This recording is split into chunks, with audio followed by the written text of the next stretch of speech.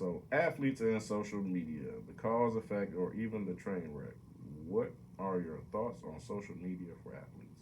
Okay, the first thing I'm gonna say for like anybody, I mean, I think this for anybody on social media, but especially athletes. Like, if you're not gonna use social media as like a marketing service for yourself, like a way to market yourself, then you should be private on everything. For one, like you should not have a public profile unless you're using social media to market something.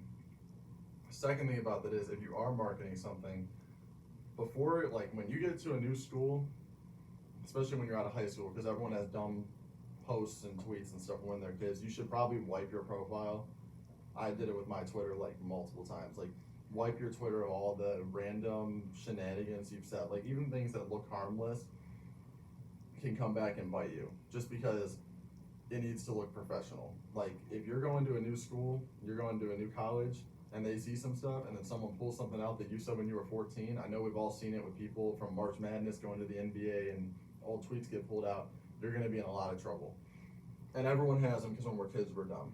But my thing with social media is it's a tool to market yourself. It's not a go and post and say whatever you want. It's either for you to look at your past and like show your growth on things, or share things with friends and family in a professional sort of way, or it's to market yourself. Anything else, you're putting yourself at risk. And when you're marketing yourself, everything needs to look professional. Like when you're an athlete, you're kind of a professional. Like if you're playing at a high level, especially in college, you need to start looking at yourself like you're a pro, even if you're not like in the NBA or going to the NBA or going overseas or anything like that. Like you now represent something that's bigger than yourself. So everything you post and say should be kept in mind. Like, I'm a representation of everybody around me, everyone I've interacted with, and you need to make sure that everything you say, anything you tweet, anything you post on TikTok is like something professionally done and with a purpose. Because if you're just doing it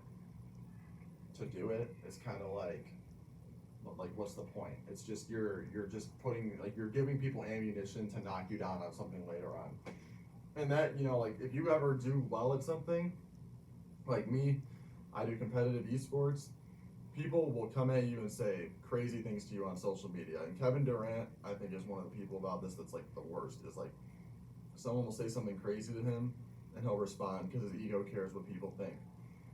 You can care what people think, but you don't need to reply. Like people are saying things.